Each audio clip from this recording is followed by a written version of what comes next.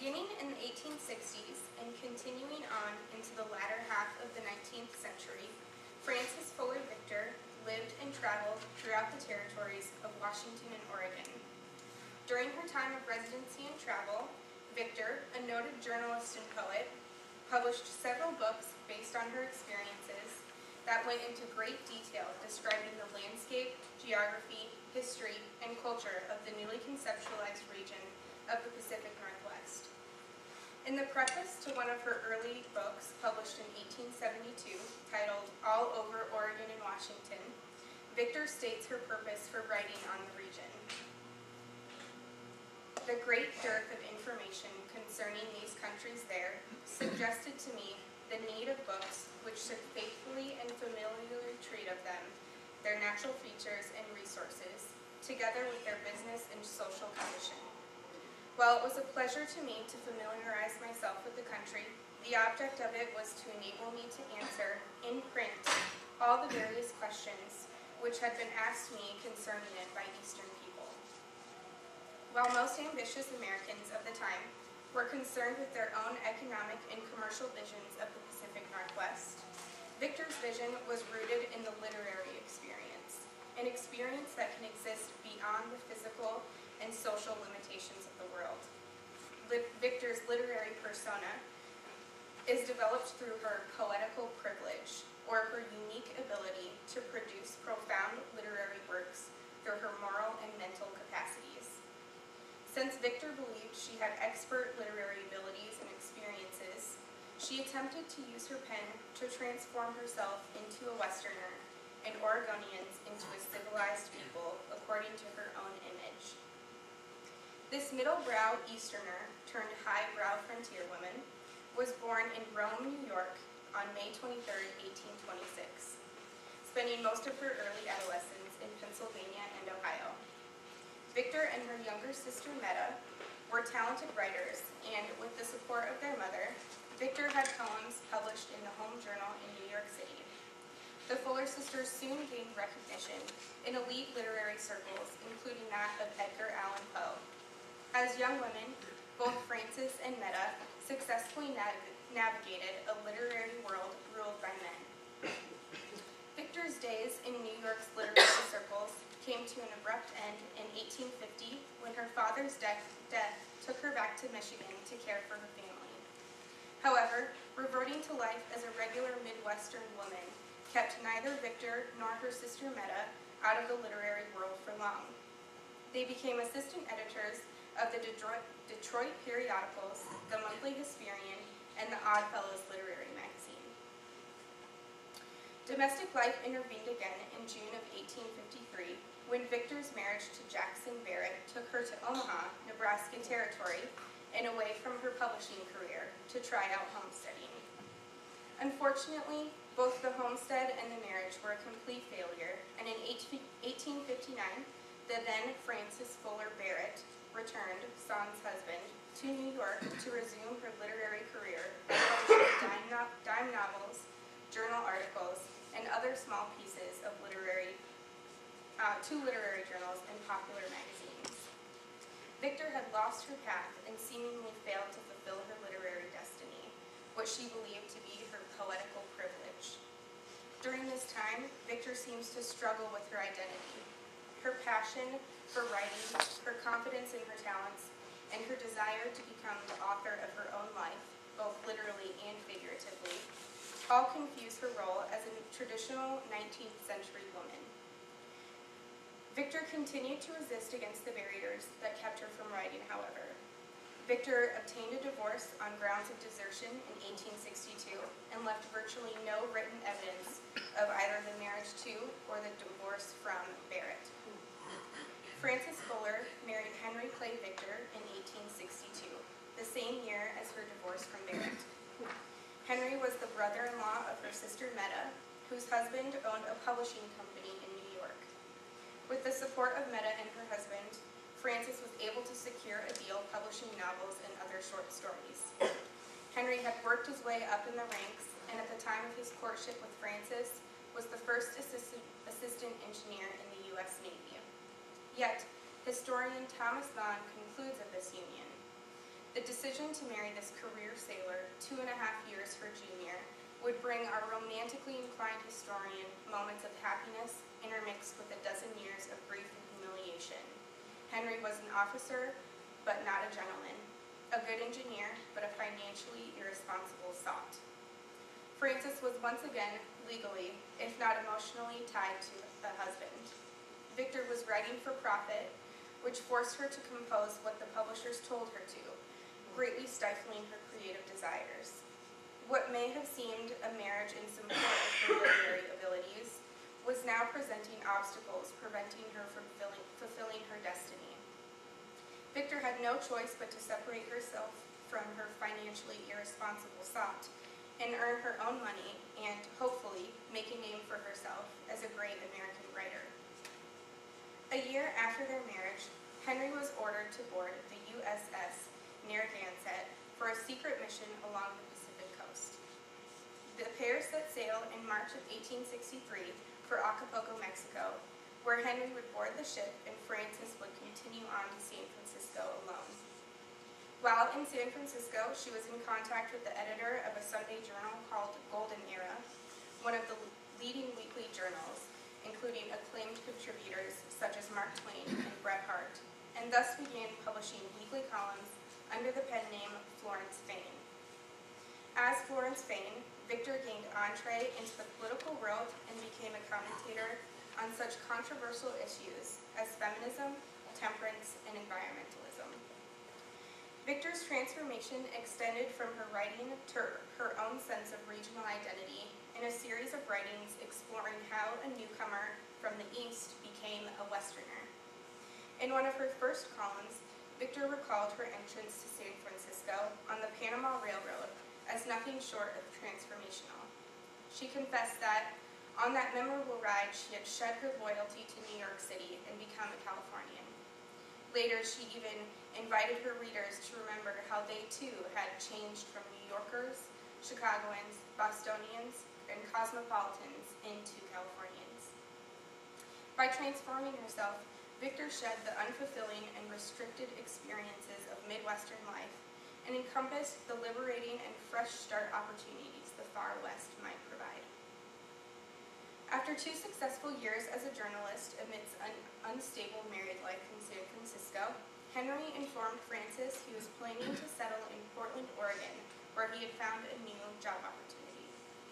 Frances was extremely reluctant to leave San Francisco and her established career, but shortly upon her arrival in Portland, she met the governor of Oregon, who encouraged her to write about the region to promote Oregon to Easterners. In 1895, Victor wrote a letter to the editor of the Oregon Statesman, defending her work and its distinctiveness from that of most expansionist boosters, stating, "When I came to Oregon in 1865, nothing was known by my generation in the East, or even in California, about the Pacific Northwest. The people and their history were in obscurity. The very aloofness and uniqueness of the country interested me, and I began at once to study its characteristics of physical, social, mental, and moral structure, my impressions from then until now.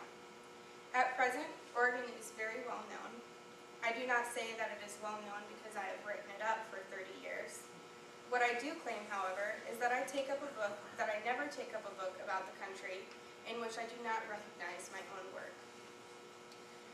Where typical boosters and chroniclers of Oregon history cataloged natural resources and great feats of military or entrepreneurial prowess, Victor rather oddly sought out the mental and moral structure of the region. Her cordial relationship with the governor brought introductions to Oregon's most prominent citizens, including Judge Matthew P. Deedy and the Applegate family, both important pioneer families in the history of Oregon. Among many others, these men would help her collect notes on original history and first-hand descriptions of historic events, as well as define what Victor saw as offering glimpses into the exemplary mental and moral character of the leading citizens of her adopted state. Her relationships with these figures were essential to her development of the quintessential Oregonian. One of Frances Fuller Victor's favorite correspondents was Oliver Cromwell Applegate. Applegate was an Indian agent, famed as both an insider with the Indians and the main agent of their civilization on the Klamath Reservation. He spoke Chinook jargon well and was vowed to only engage in defensive measures against Indian attackers, who, the story goes, never attacked the Applegate family, even when they arrived in the Klamath country as invaders. Victor begins to address her letters to Bleewis, meaning Eagle of the Klamaths, Applegate's Klamath name. She writes to him, "As the regard in which I hold my plumed friend is quite different from the ordinary friendships of mortals without wings, I have upon mature reflection adopted the above style of address, which, if not distasteful to him, shall be adhered to in the future. It has a certain air of romance about it, and an aroma of sentiment, which seems to suit with the senses with the personage addressed, is associated, and may be tolerated, I think, upon the score of poetical privilege, at least. There are some minds, you know, which prefer to avoid the beaten track, even in so trifling a matter as naming a friend, and I choose a designate by which power of association brings before my mental vision many pleasant scenes and agreeable recollections." Victor chooses to call Applegate by his Klamath name because of the beauty and romance the name evokes. She cites her poetical privilege and the importance in naming her friends as her reasons, which directly reflects her high regard for things that many other people overlook. Victor claims that her poetical privilege allows her to be able to overcome the dull and uninterested mind of other people and see the importance and respect that can come out of naming someone. Francis Fuller Victor's perception of Indians seems wrought with contradictions, yet it reflects many similar sentiments to 19th century ideologies. She admired the nobility represented in the Native Americans' lack of exposure to American civilization and industrialization. Many of the aspects Victor finds to be an interference with the expression of her own natural talents. In her book, The Early Indian Wars of Oregon, published in 1894, she comments, "The Indian is a wild man. It would be only a fact of evolution to call him a wild animal on his way to be a man, provided the proper environments were furnished him. While the instincts and perceptions are acute, the ethical part of his underdeveloped and his exhibitions of a moral nature are whimsical and without motive." To Victor, Native Americans are ultimately unable to achieve truly civilized standard, and thus unqualified to be the quintessential Oregonian Victor strives to create. Victor mentions the destruction of Native American settlements in her book, Atlantis Arisen, and expresses pity, saying, "The dwellings of the white invader overshadow the ancient wigwams. Even its burial ground is profaned. Alas, none of one race is sacred to another. Least of all is there anything in common between the white and the red man." This disapproval and seemingly disgust towards the ignorance and cultural interaction of her fellow white explorers is recounted by a statement that she makes later on in her book, clearly stating, "I confess in this public manner that I am not a worshiper of the Indian." And in the letter to Applegate, "So little trust do I place in Indian honor." Victor must create an adherence between the two different characteristics through her poetical privilege, because the social composition of the American popular sentiment held prejudices against certain racial intolerances that prevented her view of the quintessential Oregonian from being a reality. While the character of the Indians lacked, Victor was sensitive to the Native American names and landmarks she encountered. When introducing the Willamette River in western Oregon, she noted the change from the original native to the French spelling.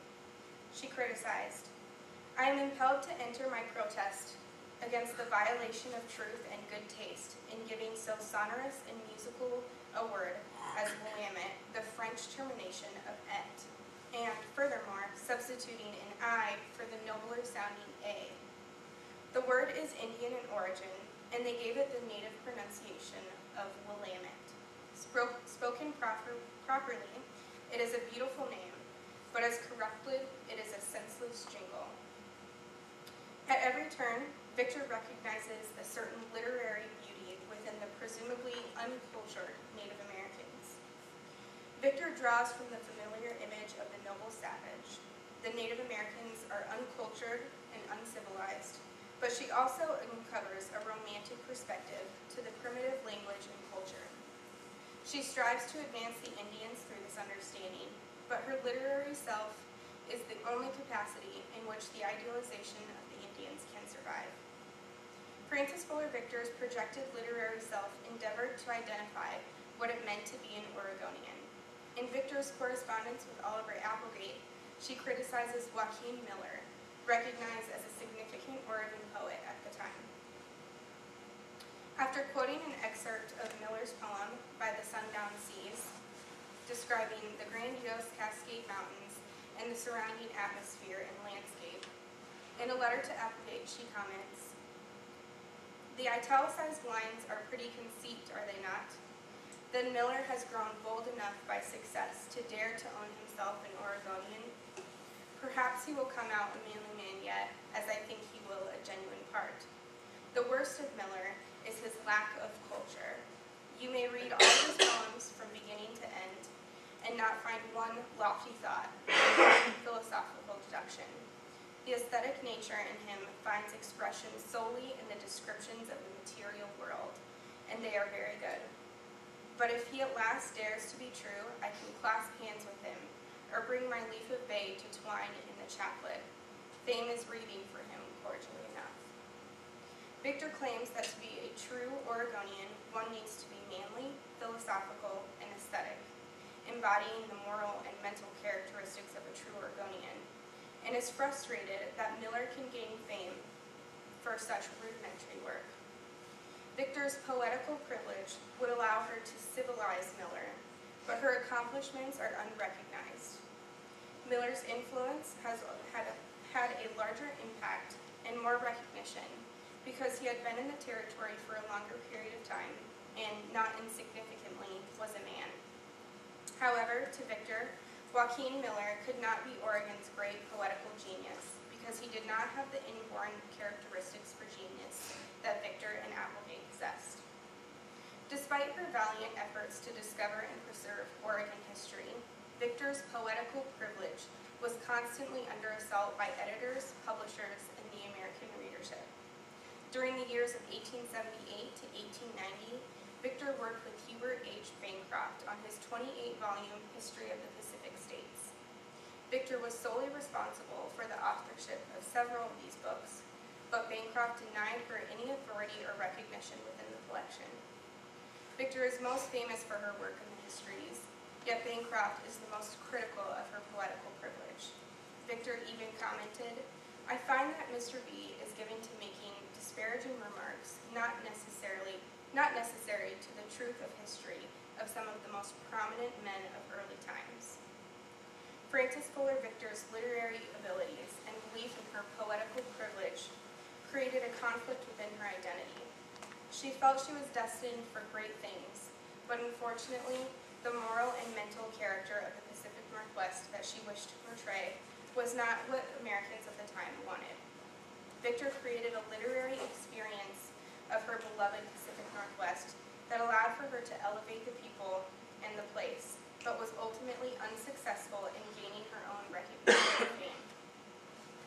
The quintessential Oregonian, having superior mental and moral characteristics, was created through Victor's poetical privilege and survived in the image of Oliver Cromwell Applegate. Her atypical approach to identifying the best qualities of the Pacific Northwest put Victor against the popular literature movements of the 19th century, and her status as a woman placed her in a position that prevented her ability to become a successful and recognized